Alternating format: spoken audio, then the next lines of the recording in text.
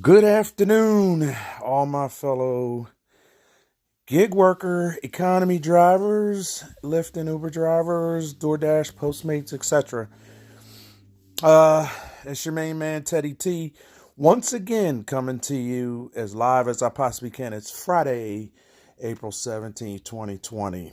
My post today is concerning this pandemic unemployment compensation that is not forthcoming. I don't want to mislead anyone, but what's happening is the states are still saying on their websites that they are awaiting guidance from the Labor Department. One of the things that's concerning me about this is that President Trump is now pushing for a reopening of the government effective on May the 1st. Or not the government, but the economy. The economy of the United States, he wants to reopen by May 1st. Here's what's the problem. This is April 17th. May 1st is only a couple of weeks away. The states still have not, or are still claiming that they have not received guidance from the Department of Labor concerning how to make folks eligible from the gig economy. Now, I'm maybe making things a little bit too simple, too simplistic. And forgive me if I'm making it sound simplistic, but I'm just thinking that why can't Uber, Lyft, DoorDash, Postmates, etc. compile a list, and they can do it by region and submit it to the regional offices of the IRS or either to the Department of Treasury to be dispersed to the regional offices, just like they did with the stimulus checks. The reason that the stimulus checks took a while is because they had to compile the information from their databases as to who made under the 75,000 or who was at 99,000. I get that.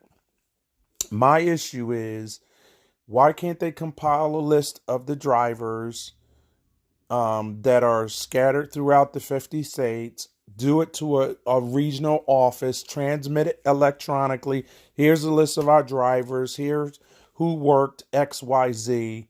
And then just send those names to the states. And then the states can have that information entered into their databases. And once we are notified that our names have been submitted, that all we would have to do is then submit our application, and they would already have our information, and the check could be cut within days, if not hours. So I'm just puzzled. Maybe I'm just thinking incorrectly. I'm not sure, but it was just an idea. Now, the way that they're saying it is that the department is going to establish the guidelines. They're going to enter this information into their computers. And supposedly, once we submit our application, if we don't meet up with the guidelines that are issued by Labor Department, we can be either, well, let's put it this way. If we don't meet the guidelines, we will be disqualified. If we meet the guidelines, we'll be qualified. That is not the intent of the law that was written. And I had quoted at least one lawmaker. Today, there was a lawmaker named Sheldon Whitehouse.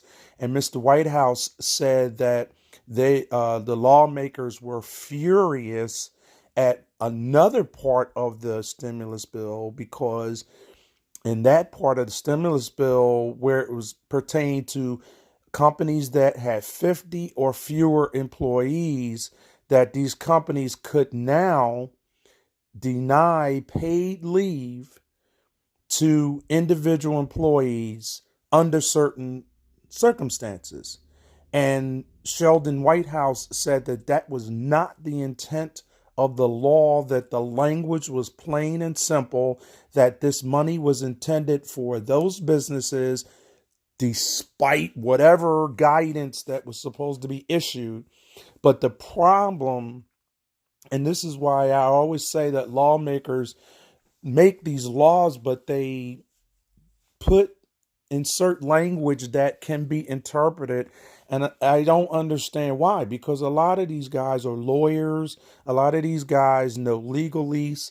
They know how to insert language that is legal. But the problem with inserting legal language, I'll give you an example. One of the things rideshare professor put out a video a couple hours ago talking about how it was not profitable to do referrals for DoorDash. And he said why it's not profitable is because you had to do an insane amount of deliveries yourself, and then only the first 15 referrals you would actually be paid for, but it was inserted in legal language in the referral bonus program. So here is a thing where they say, great, here's a referral program, you sign us up drivers and you get paid. But in the legal language, it was saying that these restrictions and these restrictions and these restrictions would make you basically not qualify for these referral bonuses.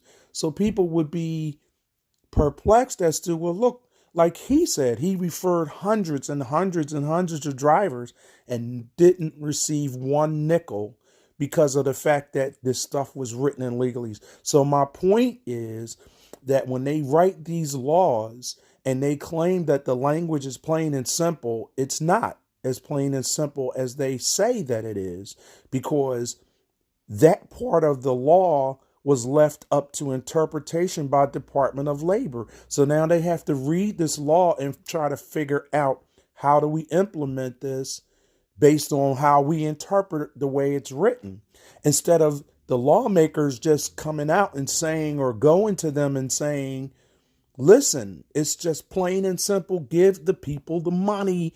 We don't care how you have to do it. Just give them the money. You don't have to put restrictions on people. So here's the thing. So here's the example. So let's say you're a gig worker, right? And that's a part-time job, right? And then let's say that some gig workers, which is true, are full-time workers. So that's their only source of income. Now, I've seen that word in my state. I'm from the state of Pennsylvania. I've seen that wording in my state's website already, where they say, if that is your primary source of income. Okay. So now let's say that you're a part-time worker, right? Let's say whatever your circumstance, let's say you might be retired from another job, or you might be just in a position financially that you don't need to work full time. Why would you be penalized because you're a part-time worker? I've never understood why part-time workers always get the short end, but it's like, that's the way it is. So my point is that I'm concerned for a couple of reasons. One of the main reasons is that the states seem to me, and maybe I'm just on the wrong track here, but they just seem to me that they're just dragging their feet. And then miraculously, yesterday, on the 16th of April, President Trump comes out and goes, well, I want to open the economy up right away. I want to open the economy up as soon as possible. And I set a target date of May 1st. And I'm going, well, but the damn bill was passed in March. And we're talking about May if you go all the way up to the end of May, that would be 2 whole months since the bill was passed.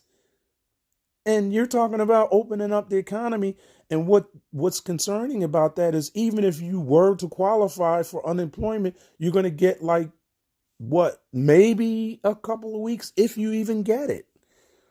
And then the restrictions and the qualifications, and maybe you might get it and maybe you won't get it, is becoming a concern, because Some people need to eat and pay their, some people, everybody needs to eat and pay their bills.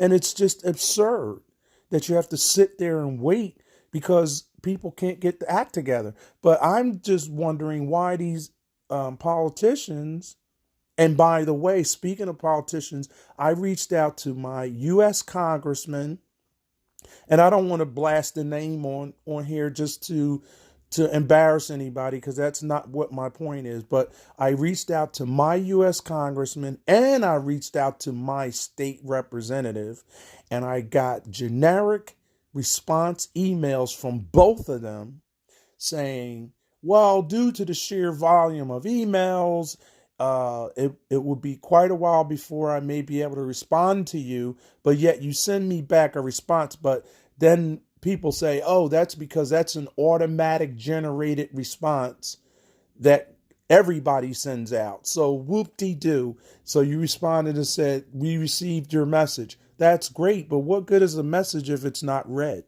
Right? So you can receive it all day, but if you don't read it, what good is it going to do anybody? And then they say, well, if you consider it an emergency, call the office. But you can't get through because there's nobody at the office because the office is closed due to coronavirus.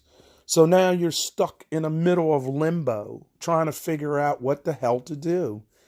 And it's just really frustrating and annoying. And the only saving grace for myself, and I'm just lucky amongst maybe some of our other lucky people that are out there doing rideshare. And if you're one of those lucky ones, I would like you to comment below in my video and just let me know what your circumstances, without getting into all your business. That's not what I'm into, but just let me know if you just happen to be in a good position or a bad position, or what's your position. But what I wanted to find out is what's the consensus, because it seems to me that there's something amiss here. And I'm not trying to make this a long video. I had only planned to make it about 8 or 9 minutes. I'm already at 12. So I'm going to try to just snip it, but it's just annoying with all the nonsense that's going on. In the meantime, so I would like for some of you guys out there that respond to my video, I would like you to just comment and just let me know what's your circumstance, what's going on. What kind of situation are you in? Because there are people who, such as myself, there's another guy that I know that I used to work with. We both retired. We got pretty decent pensions from the city. So that is partially propping me up. Plus, I have a part-time job that's partially propping me up. But I lost my entire income from the gig economy. And regardless of whatever the circumstances are, that gig money was helping me to pay bills that I created on my own, of course, but it was helping me, and I was starting to make progress in paying back some of this money. And now I'm at a stall point again. And so my point is, without putting all my information out there, is just that I relied on the gig economy money, and I feel that it's not so much an entitlement, but it's a right, because I was, through no fault of my own, driving, picking up people, making money, paying my bills, and getting progress on restoring my good name in the credit industry. And all of a sudden, the whole bottom fell out through no fault of my own. It was a disaster. So that's not the fault of anybody except whoever, released this virus or whatever. We don't even know if that's what happened, who released it or how it got released. But the point is that it was released, and now the bottom dropped out, and it's a real problem. So I just want to try to see what's the consensus out there. So if you guys would not mind sharing your information or a little bit of your story, just please comment below and let me know what you think. Let me know what's going on in your state, because I know this will reach out to some people as I'm picking up subscribers. And do me a favor, after you view this video, please hit the like and subscribe button. I'm starting to build up some subscribers, and I'm trying to create content and make things better. I'm trying to advocate for drivers. I've already had a generic conversation with the rideshare professor. One of the subjects that had came up the other day was somehow getting all the driver unions. There's a couple of driver unions out there, but they're separate. And I was talking to him about possibly getting the unions to come together, and I was telling him that I was willing to be on the front lines of trying to help assist drivers with getting better treatment from both of these companies, in addition to all the other companies, including DoorDash and Postmates and Instacart, Amazon Flex, and all of these companies, to recognize that we should be appreciated just as much as they're saying all these other people are being appreciated. Now they're starting to realize that people need to be appreciated. I mean, you're talking about the first responders, your grocery workers, the people who clean your buildings. We are all the drivers that take you where you have to go, the people who pick up your groceries. We are essential people that should be appreciated, and we need to be appreciated. And so I was saying that I have the moxie to say I would like to be one of those people that was going to these companies and demanding better treatment for all the rest of the drivers, because it's a thing of, I really care about people. I care about my customers. I have always had good ratings. I've gotten a few bad, like everyone else has gotten bad ratings, but I have gotten majority of my rides have been good ratings from people who really truly know and appreciate customer service. And so at the end of the day, that's what my motivation is. But I mixed in and sprinkled a couple things, but my main focus was on this unemployment, this pandemic unemployment compensation. And I want to know what the hell is going on here, because it seems to me like it's some type of a game. And the game is, do we hold out long enough so we don't have to pay this money and then it can go back to Treasury? Or do we pay these people their money and help them get back on their feet? And that's what the goal should have been.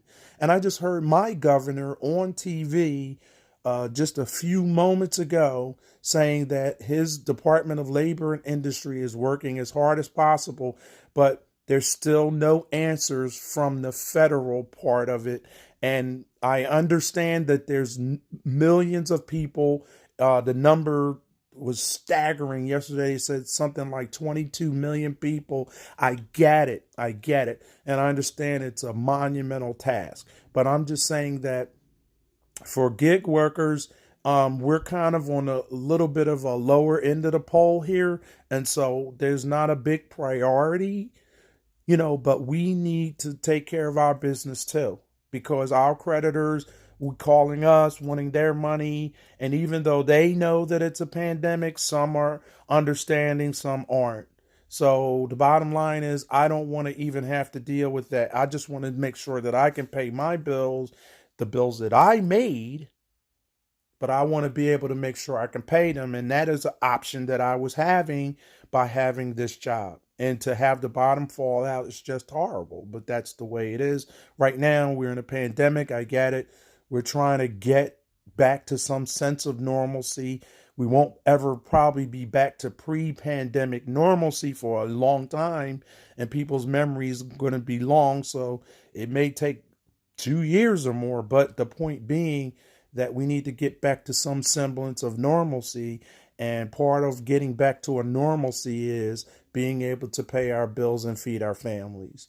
So at the end of the day, I would just ask that you please like and subscribe. Please post your comments. Let me know what you think about what I'm saying right now, good or bad. I don't really care. It's not that I don't care. I just want to hear honest feedback. Give me your honest feedback to this video. Okay, thanks a lot, guys, and I'll catch you on the next one. Take care.